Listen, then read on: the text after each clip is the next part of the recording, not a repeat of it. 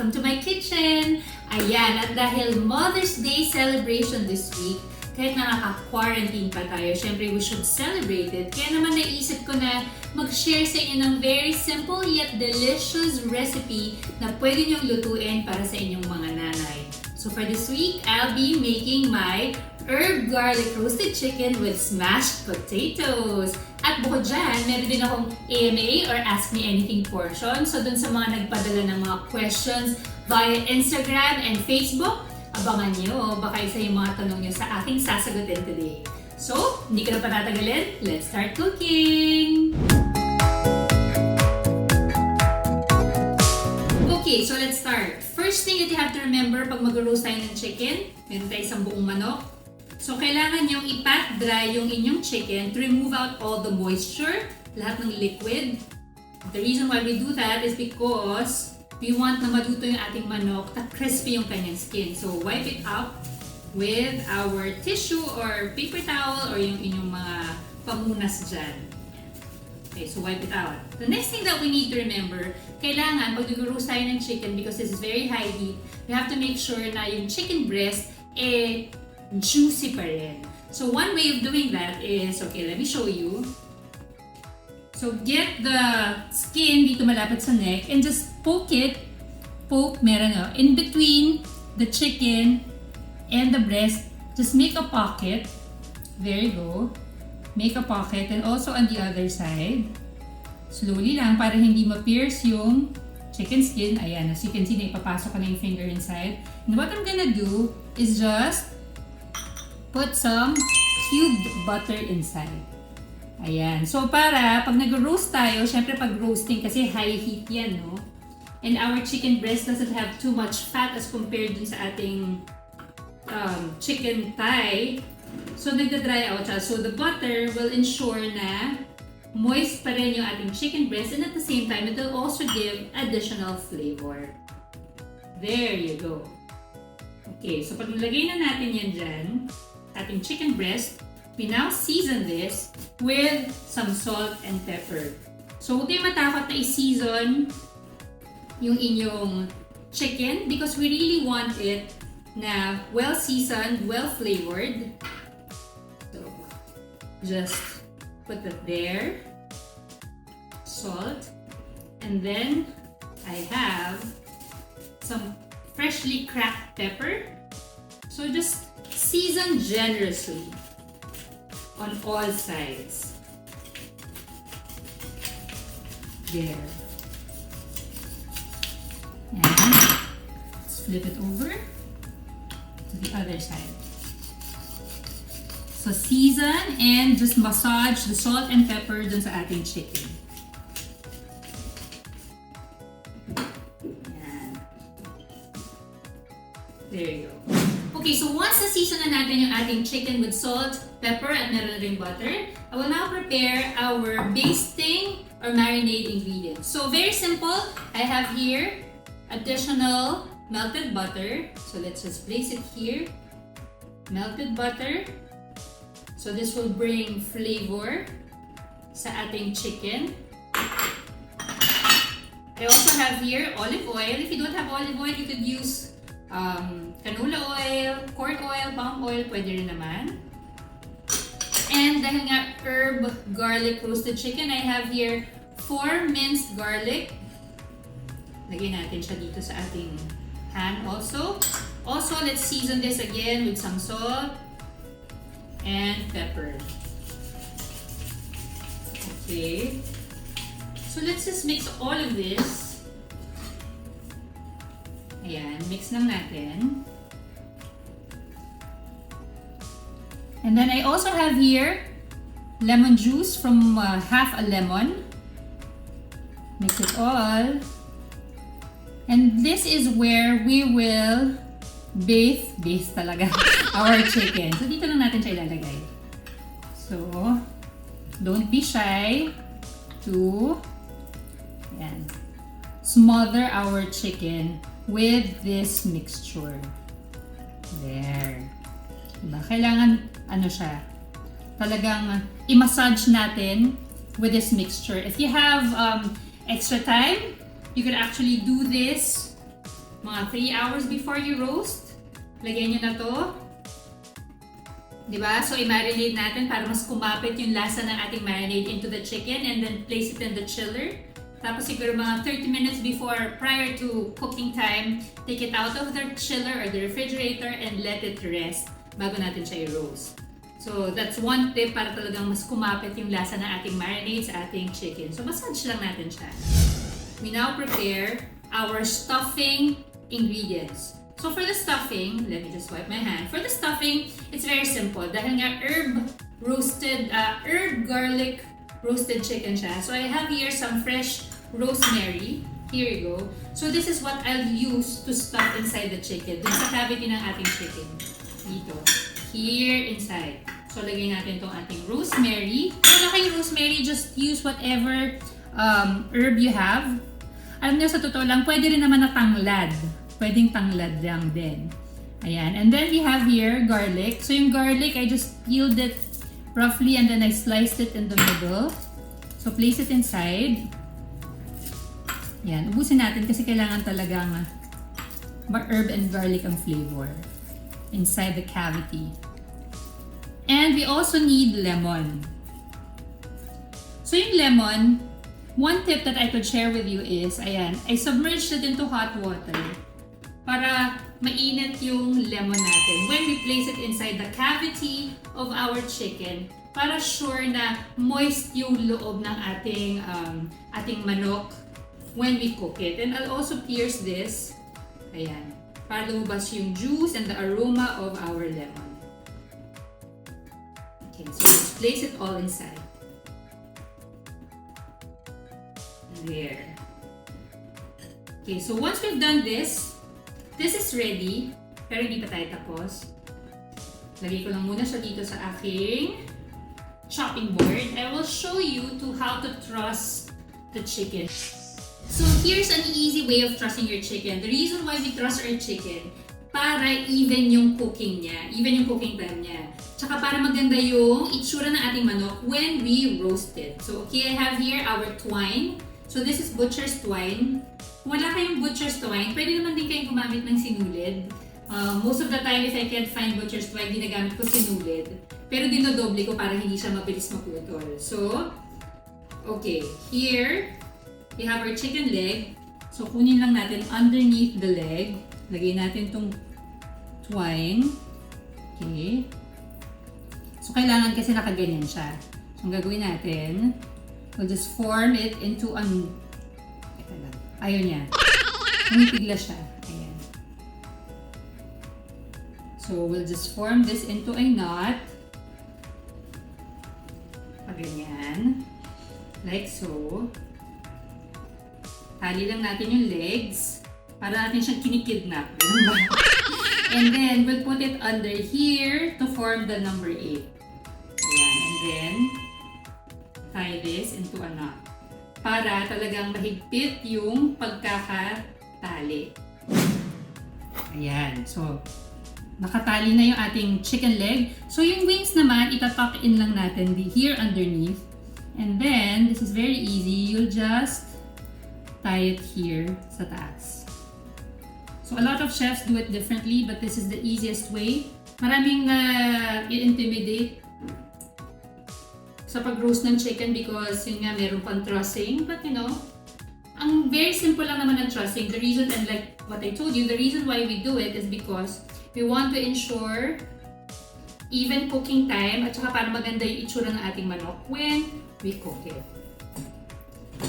So dito sa taas, and then we do another knot to make sure that it is secured. There you go. Ayan. So this is good already. Just tuck it there.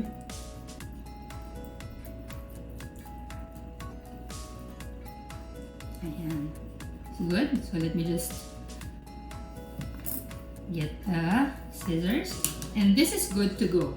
Okay, so once na properly trussed na yung ating chicken, yan o, makita nyo, naka-form na siya. Let me just get our roasting pan. So, pwede kayong gumamit ng any pan na pwedeng ipasok sa oven at lagyan nyo lang siya ng rack on top.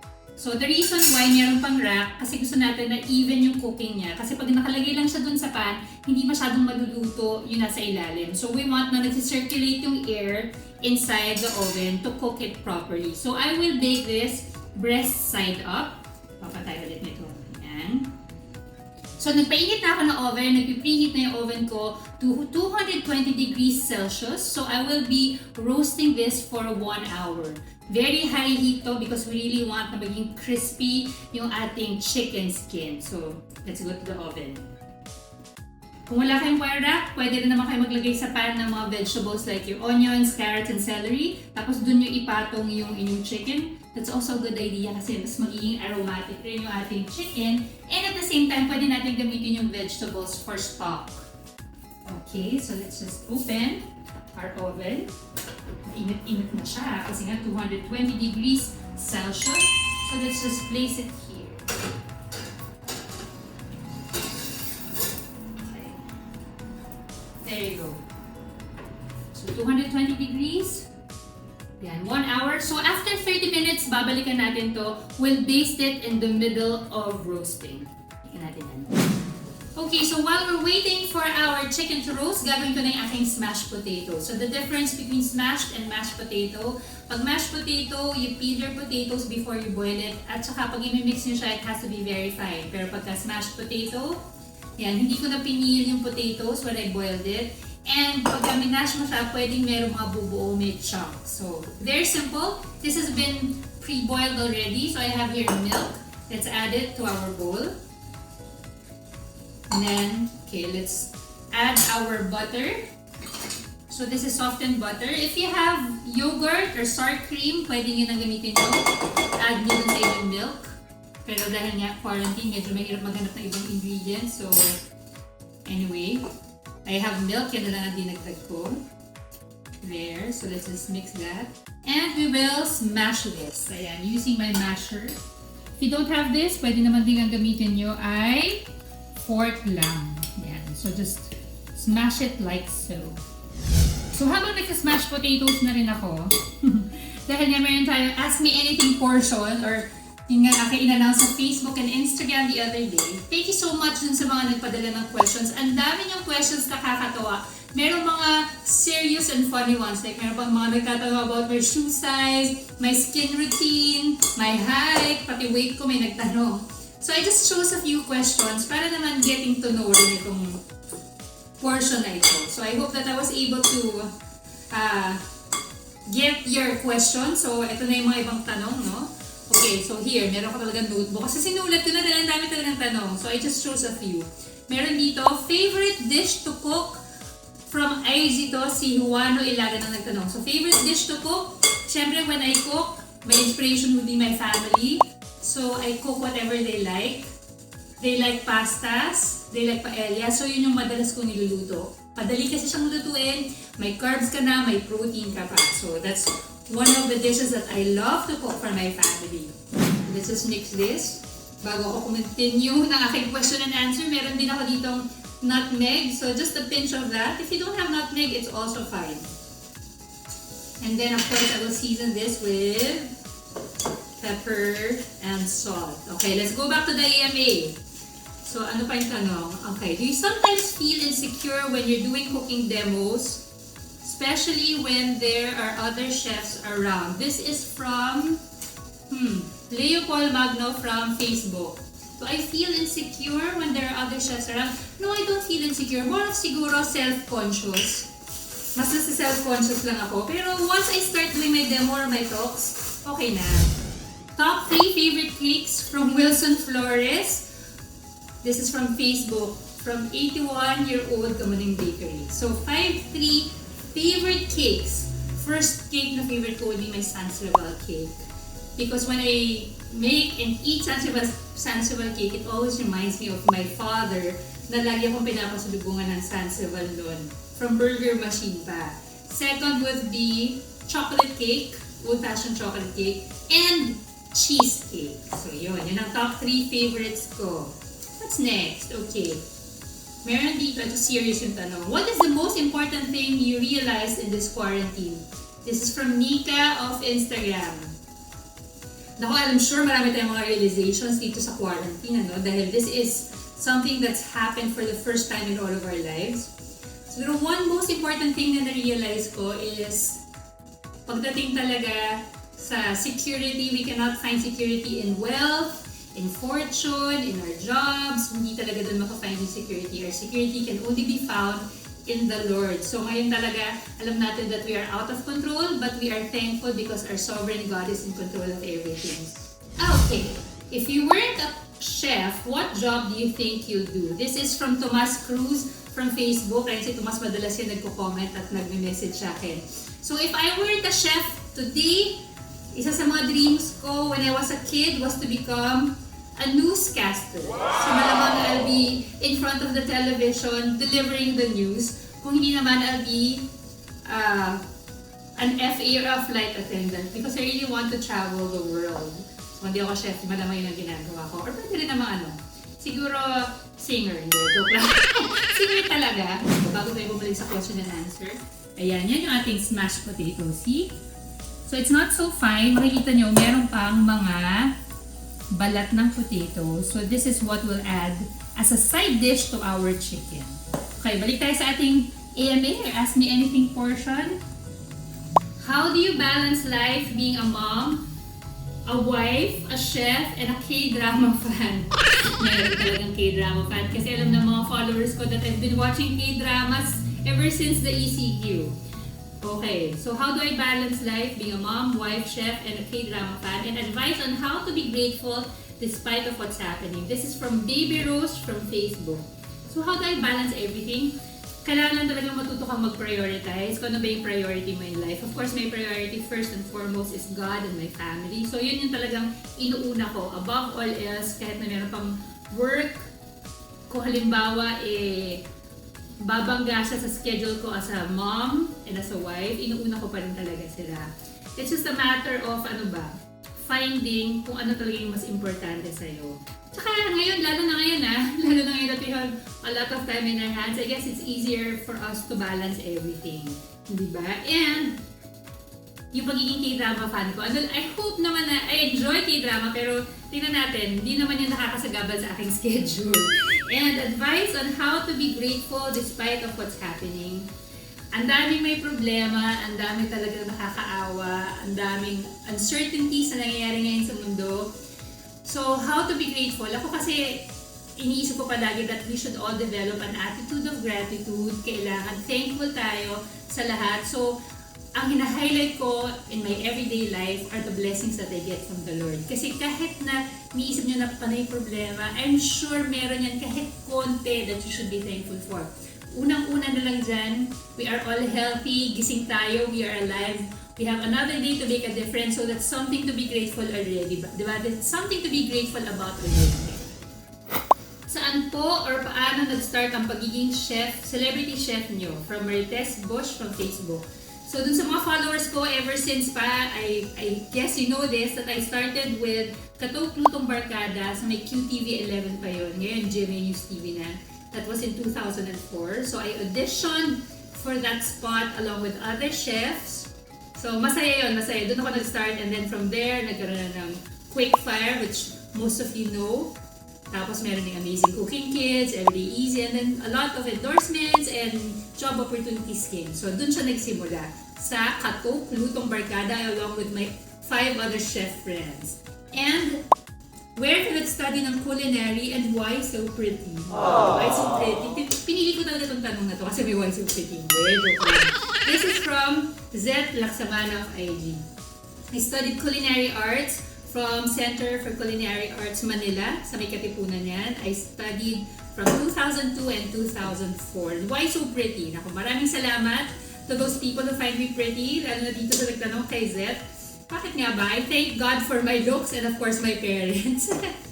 Ayan. So sana naman nag-enjoy kayo sa aking Ask Me Anything portion. Marami pang tanong Hindi ko mapagkasya sa isang episode. So I'll see kung gagawa dito ka ng AMA sa aking next episode. Ayan. So ito na yung ating smashed potato. Okay na ito. We'll just set it aside. So, ayan. Tingnan na natin ulit yung ating chicken after 30 minutes. Okay, so after 30 minutes, I'm just gonna check on the roasted chicken. Medyo mausok lang dito, kaya medyo teary-eyed ako. Pero let's check our chicken. Ayan, no? Pakita mo, ate. It's roasting very nicely. Ang ganda ng kulay ng ating manok. So let me just take this out a little. Ayan. Ayan, no? So the reason why I'm doing that is because I have here yung ating kaninang basting liquid na olive oil, butter, salt, pepper, and some garlic. So I will just baste this para lang moist yung ating chicken. And if you can see, ayan na rin yung mga drippings from the chicken dun sa ating pan. Ayan. Okay, so let me put it back now. Balik na natin siya. And let it continue to roast for another 30 minutes. So while we're waiting for that, gagawa na rin ako ng isa pang vegetable side dish. Para lang may pandagdag pa sa pangkain namin. Namin talaga. So I have here some asparagus. When you buy your asparagus, medyo mahaba yun. So what you do is just slice it in half. And then you just use your peeler para to gently peel the skin para hindi ganun kakapal yung ating asparagus. And then, very simple, you just need your butter.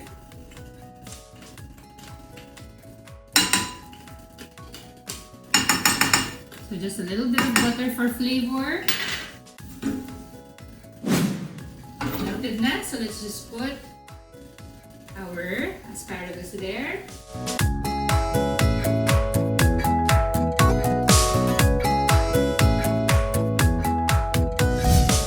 Okay, once 1 hour is up, let's check our chicken. Ayan. Ayan naman siyang usok. There. So as you can see, ang ganda na ng pagkaluto niya. Oh. Ilabas natin ng konti. Ayan. Very nice ang color. So to check kung luto na ang ating manok, we'll just put an oven thermometer in the thickest part of the chicken. Ayan. And once it reaches an internal temperature of 165, then your chicken is done. If you don't have any oven thermometer, what you can do is also get a skewer. Tusok nyo lang siya, yung barbecue stick. Tusok nyo lang. And then check the juices. If it comes out clear, then you're good. Okay, this is good? Okay, yes. Okay. Kunin na natin from the oven. 165 na ang kanyang internal temperature. So at this point, hindi muna natin gagalawin yung chicken natin. As you can see, it's cooked. Ang ganda na ng color niya. We'll just let this rest for around 20 minutes before we start carving it. So it's important that you rest your meat before you carve it para yung juices niya inside will continue to give moisture dun sa ating meat. Kasi pagka sinlice niya siya, kaagad lalabas yung moisture or yung juices. So we want to keep the juices intact inside our chicken. So balikan natin ito after 20 minutes and then I'll start plating. So we've now let our roasted chicken rest for mga 20 minutes. Pwede natin siyang start na i-carve. Pero first thing we have to remember, we trusted our chicken. So kailangan natin tanggalin yung string. Okay? Remember to take it out. We don't want to eat our chicken na merong twine. Let me just get my meat fork.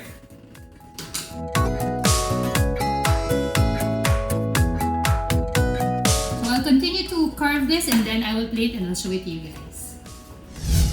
Ayan, tapos na ang aking herb garlic roasted chicken with smashed potatoes. Hindi ba? Very simple, very easy to make. Medyo may katagalan nga lang gawin, pero we have a lot of time in our hands. So why not make this for that special mom in your life? So again, Happy Mother's Day sa lahat ng mga nanay, sa ating mga nanay na followers and subscribers. Happy Mother's Day to all of you. I hope that you learned something new today at sana naman doon sa lahat ng nanonood, doon sa mga dads, doon sa mga anak, diba? Lutuin nyo to para sa inyong nanay for this special day. And of course, I'll be thinking of more recipes next time, so abangan nyo yan. In the meantime, take care everyone, keep safe, stay at home, and God bless you all.